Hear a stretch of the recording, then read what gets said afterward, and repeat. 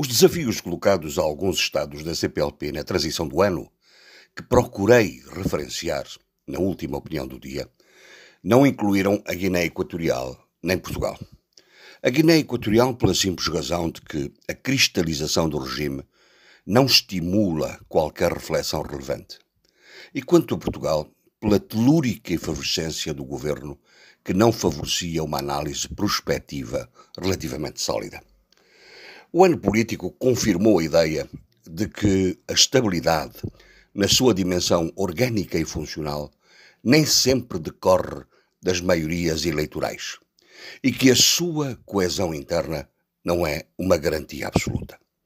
Acresce que a estabilidade não decorre apenas da continuidade dos objetivos políticos de um governo de maioria, sofrendo vagas de instabilidade e de perturbação política, sempre que, por força das circunstâncias, este é forçado a proceder a mudanças e arranjos não programados por força de demissões sucessivas dos seus membros. O ano de 2022 em Portugal foi, por isso mesmo, o tempo paradoxal da estabilidade instável. O chefe do governo de Portugal, António Costa, passou o ano a resolver as microcrises com o que em Parangonas se foi definindo como remodelações do governo.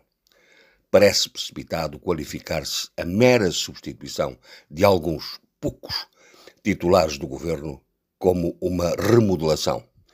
Tanto mais quanto Costa se limita a empurrar para cima, em ascensão em cadeia, os que se encontram no patamar de baixo, sem cuidar de fazer jus ao conceito e induzir a reorganização, a regeneração, a reconstrução, a reestruturação do governo, e limitando-se a cosmética leve, limita-se a tapar buracos.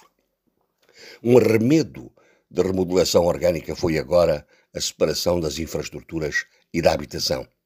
Aqui ascenderam os secretários de Estado dos respectivos setores, também traquejados na carreira partidária desde a juventude socialista.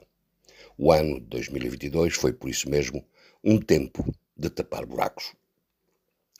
Que desafios se colocam então para este ano de 2023? Um deles é perceber se António Costa tem mão nos dois pilares do poder, o governo e o PS, e se a sua estratégia de equilíbrio ativo para a neutralização e controlo das sensibilidades continua a ter condições para funcionar. Importante também é a garantia de estabilidade das políticas e de funcionamento do governo, capaz de cumprir os encargos que lhe foram colocados pelo Presidente da República na mensagem de final do ano, e que sublinham a responsabilidade, a necessidade de boa execução dos fundos europeus, a eficiente coordenação e transparência das decisões. E são encargos a prazo. O ano determinante que agora se iniciou. Os desafios próximos não decorrem apenas da liderança e da estabilidade.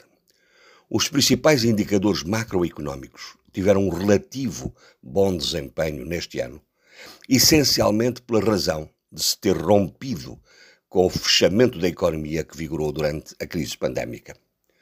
O próximo futuro, muito dependente do desempenho na gestão dos tais fundos europeus, anuncia uma acentuada desaceleração económica, ou até uma recessão, ao mesmo tempo que a contestação social se adensa na saúde, na educação, na administração pública e nos pensionistas, em contestação aos efeitos da inflação sobre o rendimento das pessoas e ao desequilíbrio entre a carga fiscal sobre os contribuintes e o retorno justo desse esforço, absorvido por políticas públicas nem sempre compreendidas pelos cidadãos e ajustadas às suas necessidades. Este ano será, nessa perspectiva, de escrutínio presidencial sistemático sobre o governo e de reivindicação social por melhores condições de vida das pessoas. Um encargo exigente.